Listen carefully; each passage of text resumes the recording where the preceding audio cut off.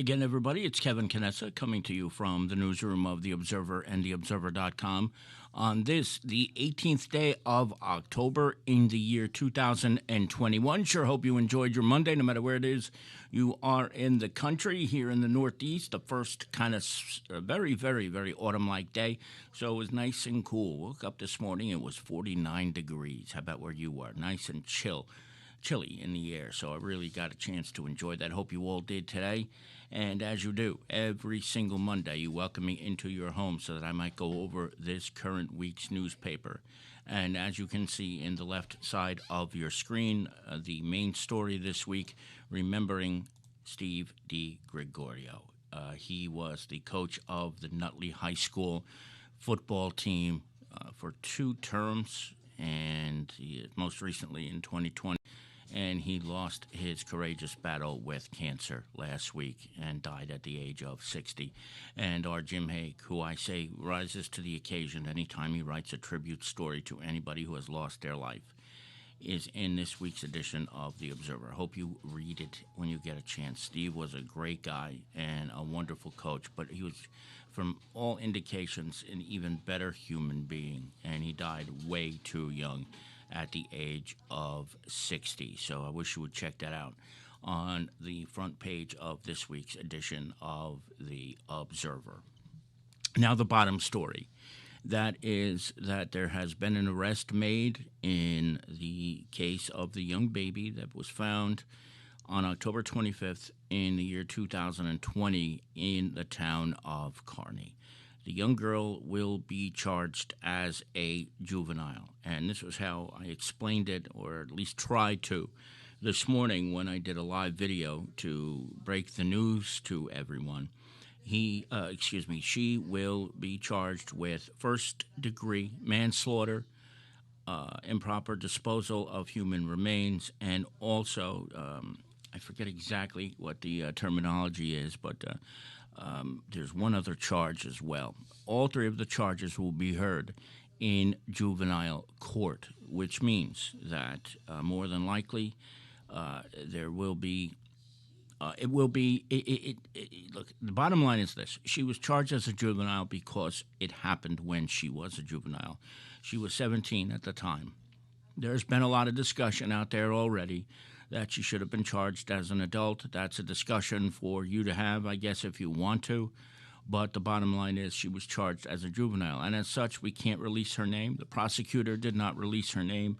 And we will not, obviously, as I had said, but that's the way. That's just the way it is. And people will have a lot of varying opinions on this. It's going to be a very interesting time to see what happens as we move forward from all of this. But that is the deal. Okay, she's been charged, and the medical examiner ruled the manner of death to be homicide, which means basically that the baby was alive at birth. And unfortunately, they say the mother is responsible for taking the baby's life. So that is on page 1, and I also have a video where I explain it a little bit more in detail as well on our Facebook page and on theobserver.com. So if you need to, you can check that out there. As we move to page number 2, this is one of the more disgusting things, too, that I've heard in a long time. Lyndhurst Police Department arrested a guy. He's 27 years old, and he is a resident of Clifton, for desecrating the township's new September 11th memorial. I don't understand what would possess anybody to destroy or to try to destroy a monument in honor of 9/11, but that's exactly what this 27-year-old guy did. And he chipped away at some of the World Trade Center steel that is a part of the new monument.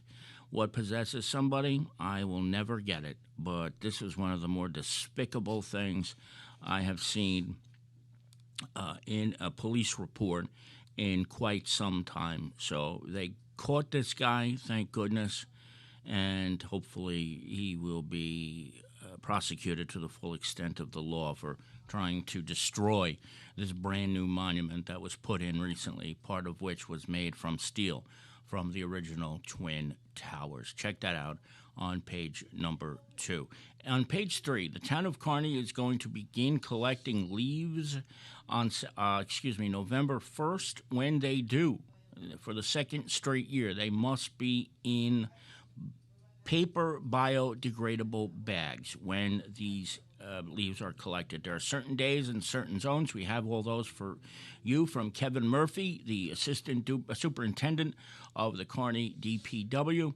Remember, if your leaves are put out in piles the way you used to do it, they're not going to be collected, so don't bother trying. The street cleaners can no longer pick them up. They have to be in these biodegradable bags. You don't have the bags, you can get them from the DPW or from your own place, wherever. If you go to Lowe's or Home Depot or wherever it is that you shop, you can get those as well. But those bags are available as well at the DPW for a nominal fee. So check out the story on page number 3 and follow the way they want you to do it, because it's not going to happen any other way.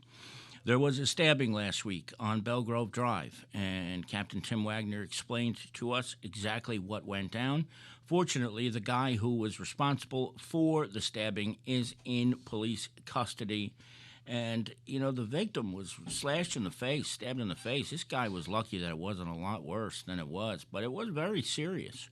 And though he hasn't been yet charged, I'm hearing that it's possible they may go after this guy for attempted murder.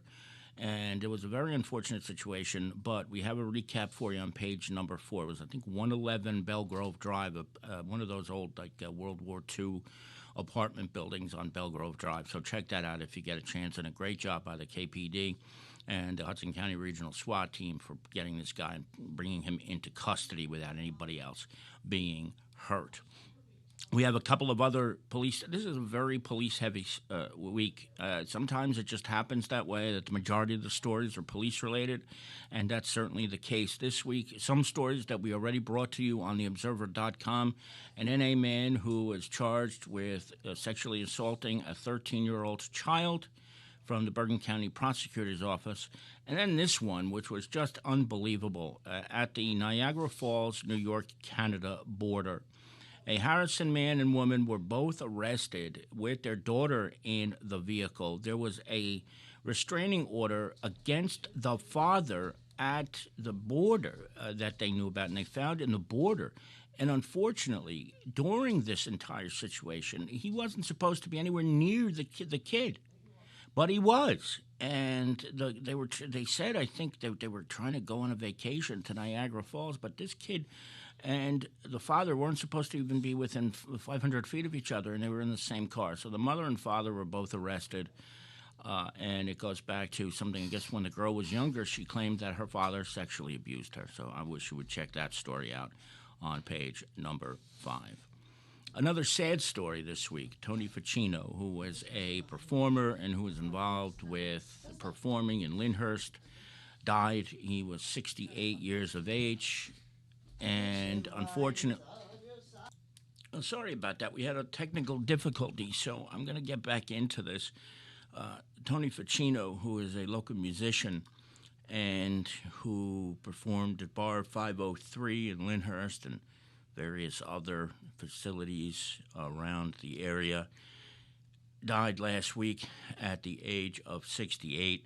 I had a chance to interview him 2 years ago, a great guy, and he will certainly be missed in the local area. People knew him as a wonderful singer. He was in what was called the Park Avenue Band, so many of you will probably remember Tony from his performances over the years in the local area.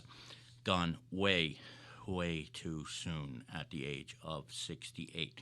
And we have a tribute story to him as well. Jim Haig has an Athlete of the Week. I won't tell you who it is because we want you to pick up the paper and read it and see who that was. And, of course, as always, we have 2 pages of classifieds with plenty of job opportunities and apartments, things of that nature. So if you need it, we're going to have it in this week's edition of The Observer. And that's it for this week. I want to thank each and every one of you for logging on and joining me as you do each and every week. If anything else breaks during the course of the week, we will join you live. But until then, we will see you back here 1 week from tonight. From the newsroom of The Observer and TheObserver.com, Kevin Canessa signing off for now. We hope to see you back here again very, very soon. Good night, everybody.